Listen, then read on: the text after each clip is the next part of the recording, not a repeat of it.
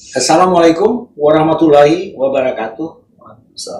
Selamat pagi, salam sejahtera bagi kita semua. Puji syukur kita kali ini bertemu kembali dalam acara podcast dari Prakarsa Jaringan Cerdas Indonesia. Dan saya, Edi Widiono, ditugaskan untuk menjadi penanya di dalam podcast ini. Saudara-saudara sekalian, sebelum kita mulai, seperti biasa, mari kita memberikan salam persatuan kita, yaitu salam energi. Salam energi. Saudara sekalian, kawan-kawan, adik-adik yang mengikuti acara ini, hari ini kita, bangsa Indonesia, sebagai bagian dari dunia, menghadapi tantangan yang maha besar, yaitu tentunya pertama kali adalah bagaimana kita mengatasi dampak dari pandemi COVID-19. Ya. Tetapi di balik itu sebenarnya ada tantangan yang sudah cukup lama, yang juga oleh sebagian pihak dianggap berkaitan dengan masalah COVID ini, yaitu tantangan transisi energi.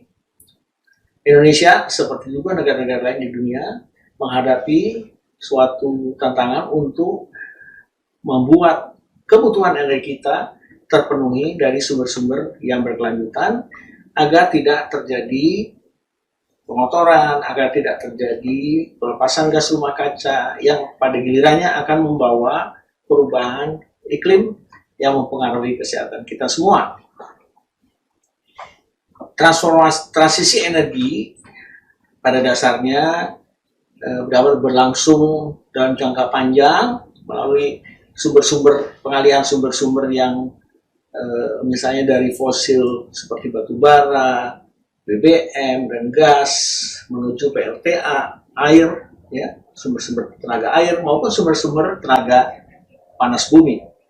Tetapi mengingat waktu dan ketergesaan yang terjadi, juga kemajuan teknologi yang terjadi, maka negara-negara di dunia juga menggalakkan upaya untuk memanen energi terbarukan yang berasal dari angin dan matahari. Dan ini membawa tantangan teknologi karena sifat dari energi tersebut yang dalam bahasa Inggris disebut intermittent atau kerap kali berubah dengan waktu.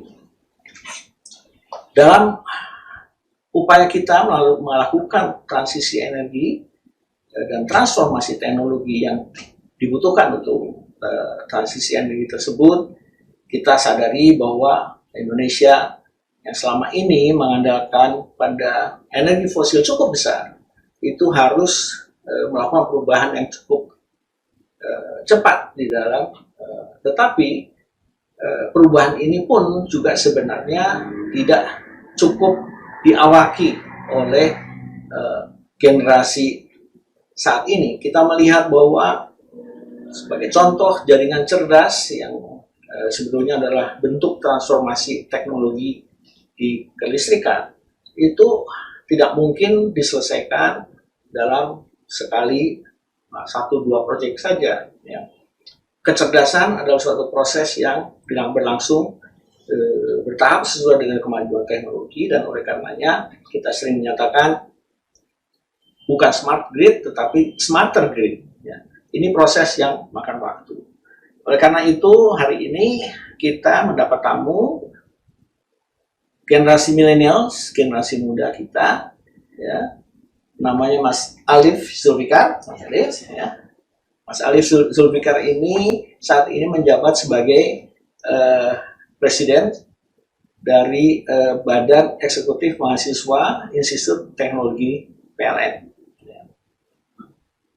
Kita pilih beliau karena 2 hal. Karena Institut Teknologi PLN itu berada sangat dekat dengan PLN yang saat ini merupakan ujung tombak transformasi teknologi kelistrikan. Selain itu, Mas Alif ini juga menjadi koordinator isu energi dan minerba dari BEM seluruh Indonesia, Aliansi Badan Eksekutif Mahasiswa seluruh Indonesia. Benar ya? Yes, ya. Jadi beliau ini adalah orang yang tepat untuk mewacanakan dan juga mengekspresikan kepada kita semua bagaimana tanggapan generasi berikut, generasi pemimpin-pemimpin bangsa ini ke depan yang akan diserahi tugas dan tanggung jawab untuk sesuai Undang-Undang Dasar 1 melindungi kepentingan umum, kemudian yang kedua memajukan kesejahteraan masyarakat, yang ketiga mencerdaskan kehidupan bangsa, dan yang keempat ikut berpartisipasi dalam ketertiban dunia yang berdasarkan perdamaian abadi dan keadilan sosial.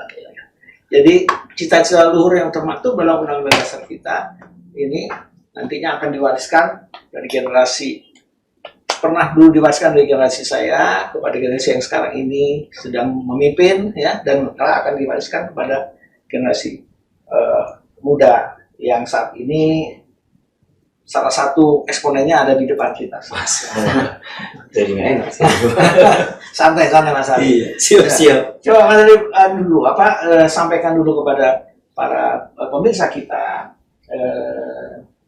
apa yang membawa Mas Ali pada posisi presiden BEM ini, dan kenapa kok terpilih jadi koordinator isu energi? Oke. Wah, kalau berbicara soal kenapa jadi presiden mahasiswa mungkin terlalu panjang ya Pak. Karena mungkin ini kalau dari saya pribadi, kenapa jadi presiden mahasiswa itu mungkin salah satu wujud kontribusi saya, baik untuk lingkup alma mater Institut Teknologi PLN maupun untuk Indonesia itu sendiri.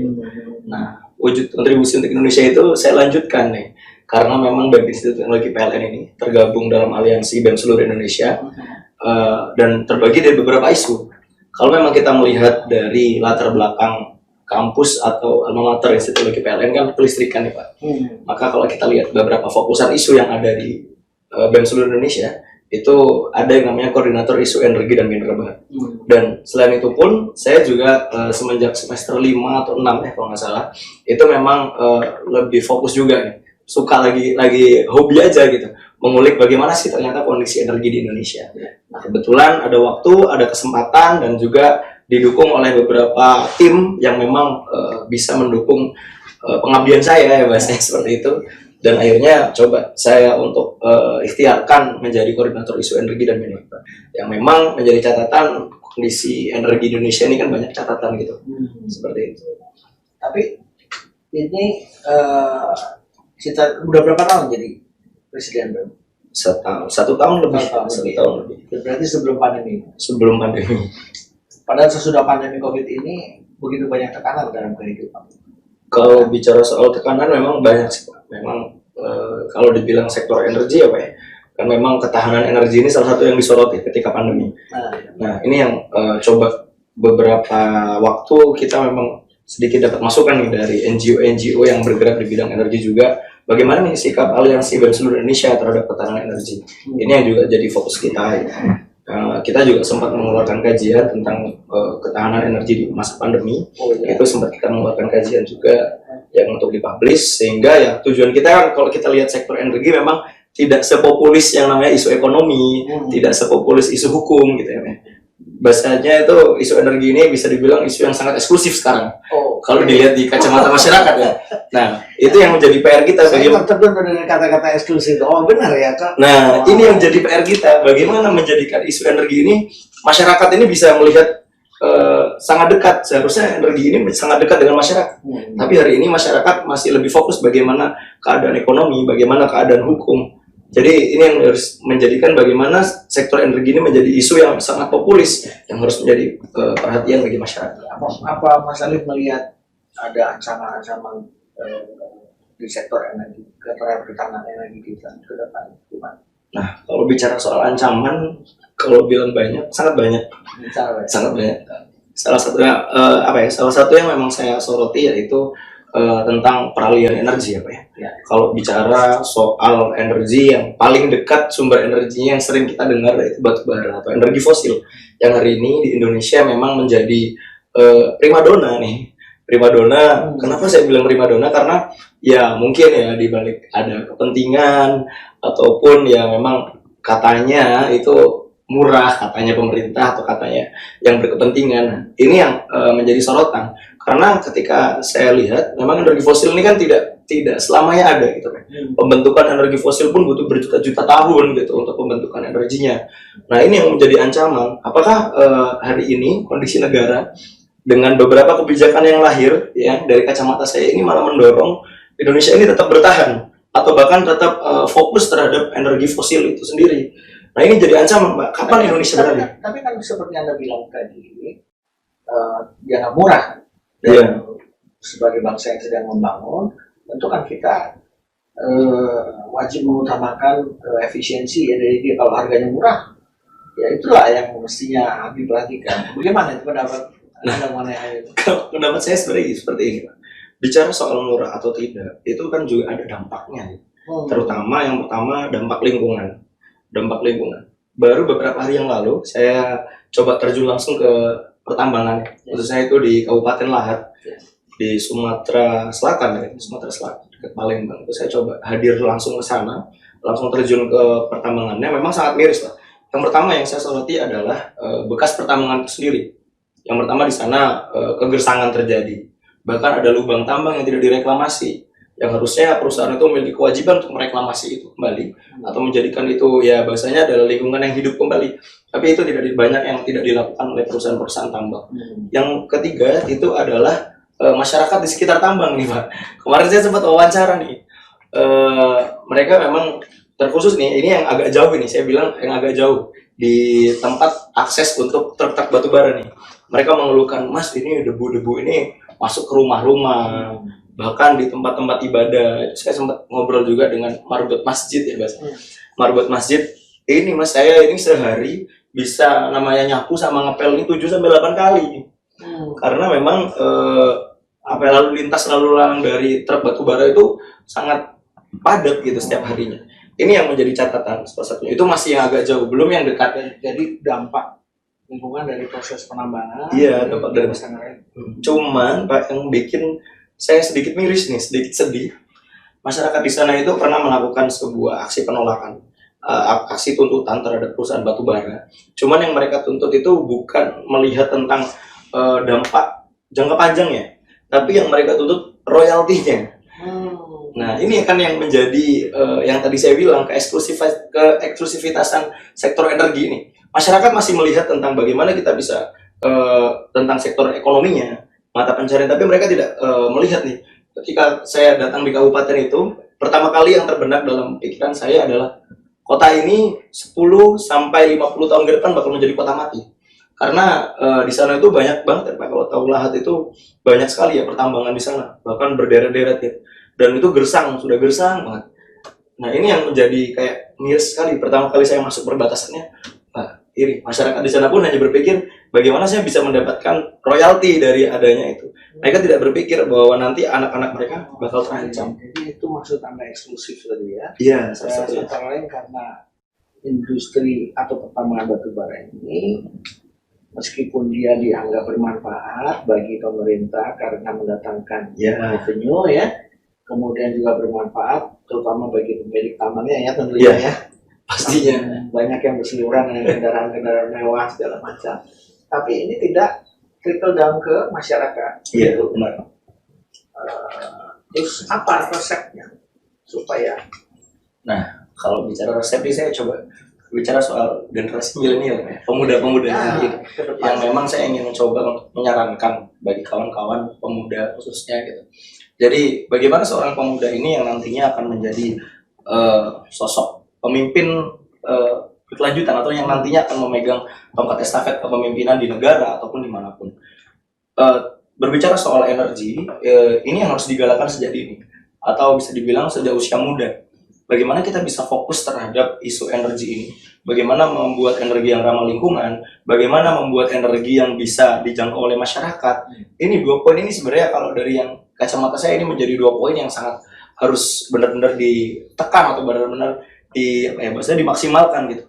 Karena yang pertama ramah lingkungan, tadi saya juga sudah berbicara soal dampak lingkungan dengan hasil saya coba survei langsung ke daerah tambang. Yang kedua, kalau kita melihat dengan tren masyarakat Indonesia berbicara soal coba deh berubah ke energi terbarukan ya masyarakat masih berpikirnya mahal lah. Bagaimana pembangunan infrastruktur ini masih mahal. Jadi di sini Anda melihat ada persepsi Iya, energi terbarukan masih mahal. Iya, itu dia. Sementara energi fosil ini murah, Masih tapi murah, dampaknya, iya.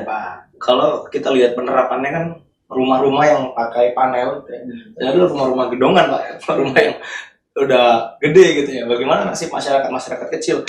Mereka masih fokus terhadap energi listrik yang konvensional atau bisa dibilang menggunakan energi fosil tadi sumbernya. Nah ini kan masyarakat itu berbicara bukan bagaimana energi ini bisa bersih ke lingkungan, bagaimana energi ini bisa berdampak baik ke depannya, tapi masyarakat masih berbicara tentang bagaimana sumber energi atau energi listrik ini bisa dijangkau, murah. Nah, itu masyarakat masih berbicara soal itu. Ya itu. Jadi ada kesenjangan pemahaman masyarakat dan kebutuhan masyarakat, dan ini quote unquote barangkali dieksploit untuk kepentingan kelompok atau gitu ya. Itu yang Anda perhatikan kan? Iya benar. Oke.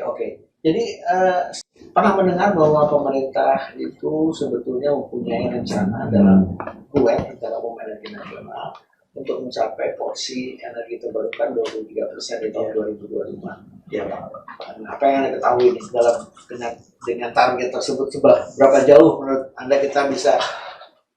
Oke Pak, kalau bicara seberapa jauh sebenarnya gimana ya? Dari sudut pandang saya sebagai mahasiswa juga beberapa kali berdiskusi dengan beberapa stakeholder, beberapa NGO, sebenarnya ini semacam masih terjadi semacam kucing-kucingan aja gitu. Kenapa saya bilang kucing-kucingan? Karena gini, pemerintah melempar narasi tentang bauran energi di tahun 2025. Tapi nyatanya terkhusus pada tahun ini sebenarnya kalau dari sektor energi ini menjadi salah satu tahun yang duka ya bagi sektor energi. Kenapa saya bilang ini sektor duka? Yang pertama, di awal tahun kita cukup dikejutkan dengan adanya undang-undang minerba yang tiba-tiba disahkan, dan keterlibatan publik pun di sana masih kurang gitu. Keterlibatan NGO, lembaga swadaya masyarakat, bahkan mahasiswa sendiri dalam perumusannya ini masih kurang dalam bisa dibilang cacat formilnya. Dan dalam substansi yang masuk ke sana itu ada yang namanya substansi untuk mempermudah perizinan, untuk mempermudah perpanjangan izin tambang, yang harusnya pertambangan itu kan setelah habis itu dikembalikan ke pemerintah dulu untuk dilakukan sebuah evaluasi, habis itu dikembalikan. Nah itu udah tidak ada. Bagaimana ini menjadi kayak semacam dorongan, malah pemerintah ini mendorong bahwa Indonesia ini harus tetap dengan batu baranya gitu. Ini berkhianat dong, maksudnya kucing-kucingan. Oke, narasi saya lempar, seakan cuma ingin memberi angin segar aja. Sebenarnya angin segar itu pun beracun gitu. Yang saya lihat, wah ini gimana nih, duka yang pertama di tahun 2020. Yang kedua, kemarin juga ada undang-undang Omnibus Law yang cukup ramai ini penolakan, ada pro, ada kontra. Ya, yang saya soroti di sektor energinya, bagaimana ketika peningkatan jumlah angkut dari batu bara itu sendiri itu dikenakan royaltinya 0%. Dan juga terkhusus lagi dampaknya ke masyarakat, Pak. Masyarakat yang menghalang-halangi aktivitas tambang itu dendanya cukup besar di situ. Dan juga peraturan ini kan dikembalikan ke pusat. Kalau kita bicara perbedaan dahulu dengan sekarang, pemain-pemain tambang itu kalau dulu bermain di belakang layar, ibarat televisi, mereka jadi kabel coloknya aja yang di belakang situ. Nah sekarang pemerintah ini masuk ke dalam pemain tambang ini masuk ke dalam struktur pemerintahan. Ini yang menjadi cukup bahasa saya itu sedih. Itu pemain tambang masuk ke dalam struktur pemerintahan itu maksudnya gimana? Contohnya nih Pak, bahkan beberapa hari yang lalu nih, sempat di salah satu NGO atau lembaga swadaya masyarakat yang memang fokus terhadap energi dan lingkungan itu coba untuk membuat suatu peta oligarki, peta pemilik tambang. Ketika kita telisik, orang-orang yang pemilik saham tambang atau bahkan pemilik tambang itu sendiri itu sekarang sudah menjadi anggota DPR, menjadi menteri, bahkan Bapak Presiden sendiri. Nah ini yang menjadi kekhawatiran gitu.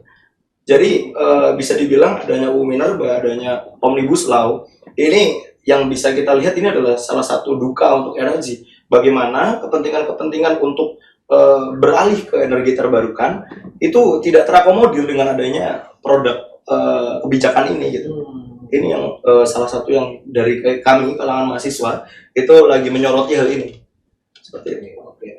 Ini cukup cukup dalam ini ya. Cukup namanya curhatannya beliau ini. Yang penting nggak tenggelam aja gitu. Tapi ini menarik karena saya berharap tentunya sebagai generasi muda harus kritis terhadap situasi. Tetapi juga dalam mencari solusi harus cerdas tepat mencari solusinya. Jadi setelah kritik-kritik Anda tadi, yang pertama mengenai undang-undang minerba, saya melihat dan membaca itu kan sudah cukup banyak ini pro dan kontra. Yeah. Penjelasan undang-undang itu terfokus kepada 6 atau 7 poin ya yang menjadi pokok dari perubahan ya. Terus komplain-komplain yang ada ini kan khususnya menyangkut perpanjangan izin. Jadi salah satu poin itu saja ya. Yeah. Gimana ya kalau menghadapi situasi seperti itu? Ya, karena apakah terus undang-undangnya harus direview kembali semua kan nggak juga ya? Sebenarnya ada salah satu kunci, maksudnya kalau dari salah satu jalan, itu sebenarnya wacana tentang undang-undang energi baru terbarukan. Rancangan undang-undang energi baru terbarukan ini kan sebenarnya sudah diwacanakan, setahu saya kalau nggak salah mulai tahun 2015 atau 2016. Itu sudah diwacanakan, sudah masuk ke dalam biasanya adalah prolegnas. Nah, cuman sampai saat ini pun masih belum dikunjung disahkan atau berproduk gitu. Cuman ini yang menjadi catatan adalah kenapa nih kok enggak lahir lagi. Terus yang selanjutnya, kenapa kemarin ketika memang coba untuk kita ulik, ternyata ada titipan ini bahasanya adalah tentang energi nuklir. Nah, ini kan cukup menarik juga ya kalau bicara soal energi baru terbarukan itu bicara soal nuklir. Kalau bicara soal nuklir kan kita bicara soal kesiapan dulu kan, kesiapan Indonesia itu seperti apa, baik dari infrastruktur, dari kondisi geografis, dari sumber daya manusianya, itu kan kita harus berbicara seperti itu. Nah, intinya mungkin Mas Alus tidak setuju ada sisipan nuklir di dalam undang-undang. Kalau saya belum dulu Pak. Belum dulu. Iya. Karena memang masih banyak yang harus disiapkan. Makanya kemarin juga berdiskusi dengan beberapa teman dan beberapa tim. Ini sepertinya energi baru terbarukan, undang-undang energi baru terbarukan itu kayaknya harus dirubah nih bahasanya. Jadi rancangan undang-undang energi terbarukan saja. Ya? Iya. Oke. Tapi itu udah urgen juga. Urgen itu yang bakal nanti membantu yang tadi itu, yang produk-produk yang tadi saya bilang duka, coba untuk diobati. Oke. Jadi memang PJSI juga terlibat, ya pernah minta masukan dalam seminar maupun dalam HDPU oleh Komisi 7. Kami sudah menyampaikan pendapat mengenai urgensi dari undang-undang energi terbarukan. Saya kira dalam hal itu kami siap nanti menyerahkan tongkat estafet dan generasi. Karena kita merasa Oke. Tetapi kan juga kalau kita bicara undang-undang cipta kerja ya, dan undang-undang energi terbarukan ini, kita harus melihat secara keseluruhan bahwa ke depan peraturan-peraturan yang ada ya, jadi peraturan pelaksanaan dari undang-undang itu juga membutuhkan pengawalan ya kira-kira ya. Sudah ada pemikiran bagaimana caranya mengawal itu ya. Yang pertama barangkali apakah BEM punya program-program untuk mewacanakan ya isu-isu yang sekarang ini di sektor energi ya.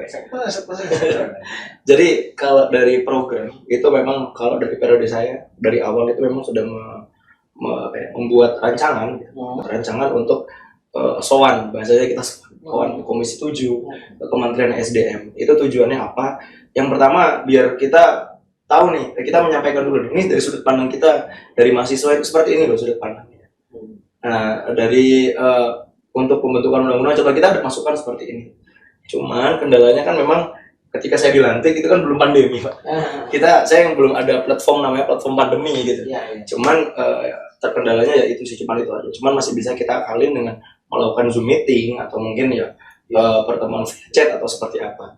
Itu sih kalau program-program yang memang sudah direncanakan. Cuman selain itu kita juga harus membuat diskusi-diskusi publik. Diskusi publik yang saya bilang untuk namanya memberantas tadi itu keeksklusifitasan isu energi. Bagaimana isu energi ini bisa memasyarakat, bagaimana isu energi ini bisa sampai ke grassroots, akar rumput, menjadi isu akar rumput. Karena kalau bicara soal energi kan salah satu kunci berdaulatnya sebuah bangsa atau sebuah negara itu ketika kita berdaulat dalam sektor energi. Nah, ini yang masih menjadi PR. Ketika kita berbicara soal berdaulat soal energi, masyarakat harus cerdas dulu. Energi itu seperti apa? Energi yang baik itu seperti apa? Nah, ini tugas para pemuda saya, para generasi-generasi muda ini membuat diskusi-diskusi, membuat sosialisasi-sosialisasi, langsung terjun ke masyarakat bahwa ini nih energi terbarukan seperti ini. Cara pembuatannya seperti ini, manfaatnya seperti ini, seperti ini. Program untuk mewacanakan itu di kalangan mahasiswa sudah ada di STTPLN sudah ada. Sudah ada Pak. Kita kalau di Institut Teknologi PLN itu namanya ada Gerakan Energi Terbarukan. Oh gitu. Ada sudah. Gerakan Energi Terbarukan. Iya, itu dari mahasiswa ITPLN. Kalau di BEM Indonesia?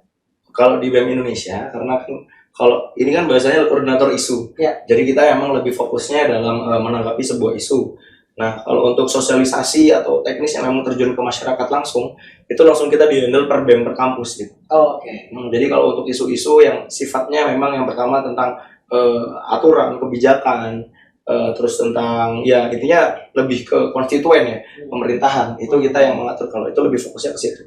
Kalau untuk terjun ke masyarakat, teknisnya, edukasinya kepada masyarakat, kita memang lebih langsung diserahkan ke anggota isu. Jadi kita ada BEM ITPLN, kita memiliki anggota-anggota di BEM seluruh Indonesia itu. Jadi itu yang langsung kita sebar. Coba nih bikin. Oke. Gerakan energi terbarukan di kampus ITPLN. Ini diizinkan oleh pimpinan atau diizinkan ya, mendapat dukungan penuh? Sudah mendapat dukungan. Oke, itu suatu modal saya kira ya. Iya, itu yang jadi. Karena begini. STT lagi sekarang Institut Teknologi PLN itu menyandang nama PLN di situ kan? Iya. Sekarang tentu Anda juga harus melihat peran PLN di dalam transisi energi dan transformasi teknologi.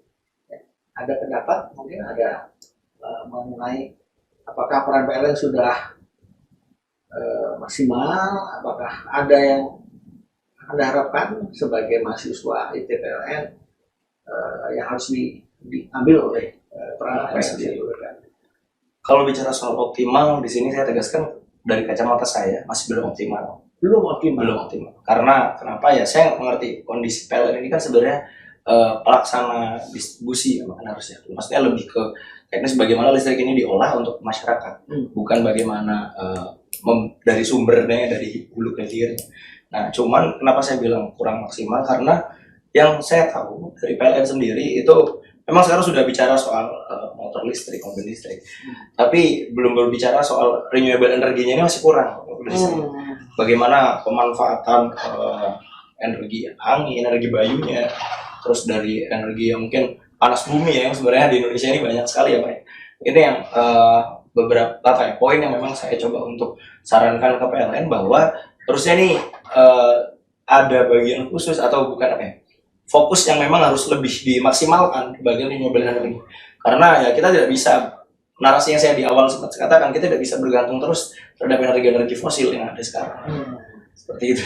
Jadi kalau kita melihat track record-nya PLN di dalam energi terbarukan, sebenarnya di tahun 2010 PLN itu mendapat penugasan dari pemerintah yang namanya 10.000 megawatt tahap 2, di mana sekitar 6.000-an megawatt itu adalah PLTA dan PLTP. Dan itu sebenarnya menjadi dasar bagi pencapaian 23% tahun 2020. Tapi PLTA dan PLTP ini banyak yang terlambat. Ya kan? Nampaknya kita tidak cukup sukses membangun PLTA dan PLTP di negara kita sendiri. Nah, sekarang dalam 5 tahun terakhir menuju 2025 rasanya mengejar ketinggalan di PLTA dan PLTP ini jadi sangat sulit, cukup susah ya. Sehingga sebetulnya logikanya adalah kita membangun PLTS dan PLTU kayu yang lebih cepat akhirnya ya pembangunannya untuk mengejar ketinggalan. Nah, bagaimana pendapat Anda mengenai peran PLN di sana?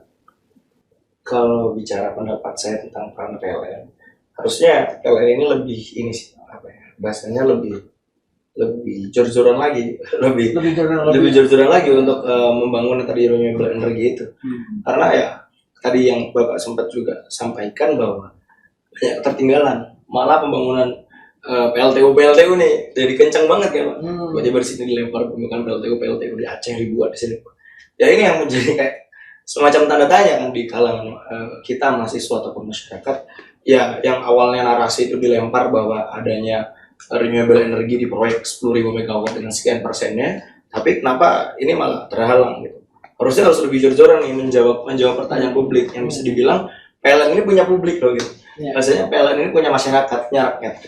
Apalagi satu-satunya nih perusahaan BUMN yang bergerak untuk kelistrikan, bahasanya kan mau dimonopoli PLN aja maksudnya. Tapi ya itu tadi kurangnya kurang maksimal terhadap pembuatan atau biasanya apa ya peralihan ke renewable energy ini masih kurang harus jor-joran lagi gitu. Oke, berarti PLN harus lebih keras usahanya. Iya. Meskipun Anda tahu ya bahwa visi PLN yang terakhir kan sudah ada greennya sudah ada greennya.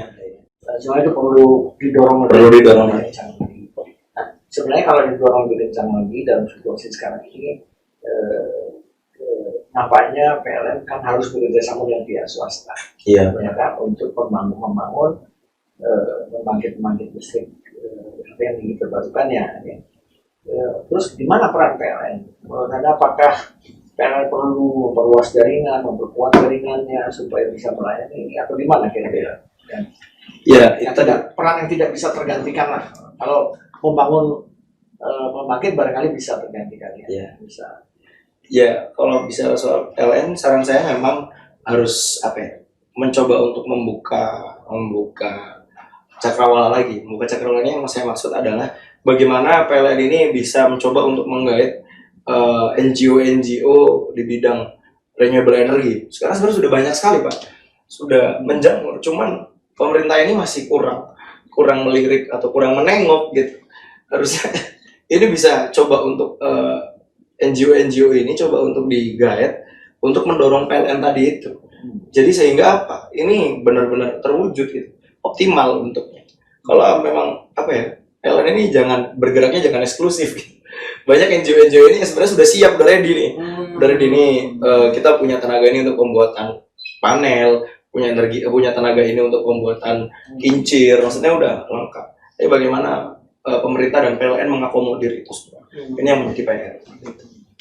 Lagi-lagi Anda menyebut kata eksklusif kali ini yang dicap eksklusif adalah PLN. Yeah. Itu apakah berarti PLN tidak cukup transparan atau tidak cukup mengajak peran serta masyarakat dalam hal ini mahasiswa atau gimana sih sebenarnya? Lebih pengajakan sih Pak.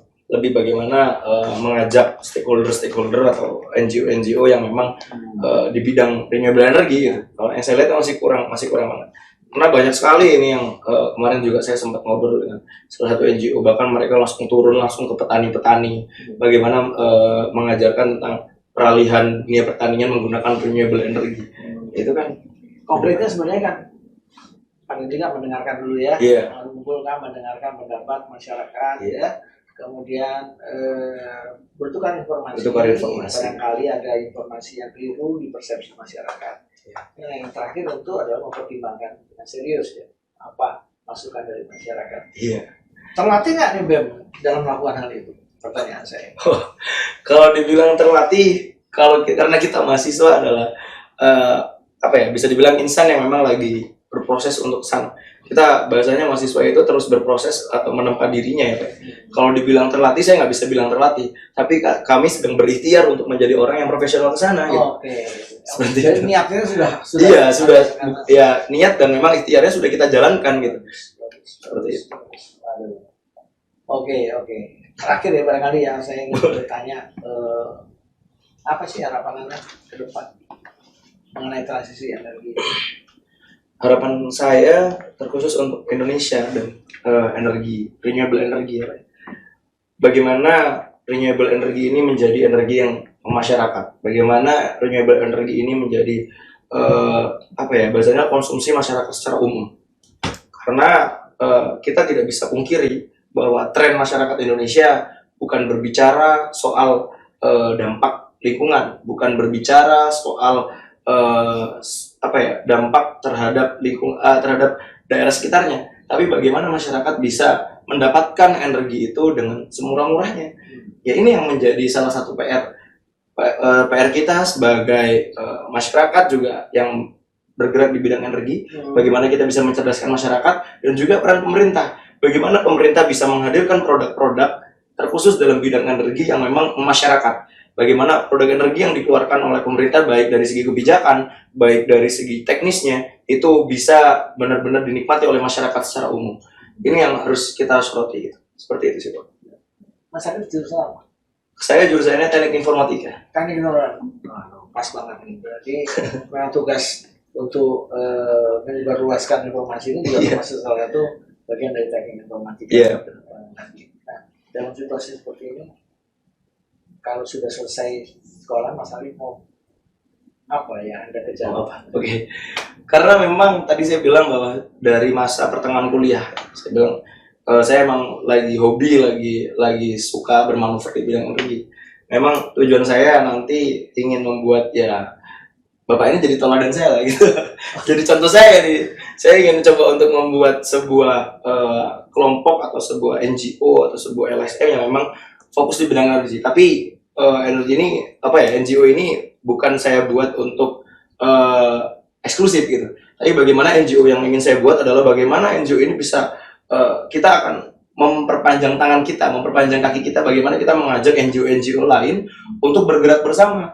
Tujuannya apa? Untuk membantu pemerintah. Goal besarnya apa? Menuju renewable energy, menuju Indonesia yang memang berdaulat di sektor energi seperti itu.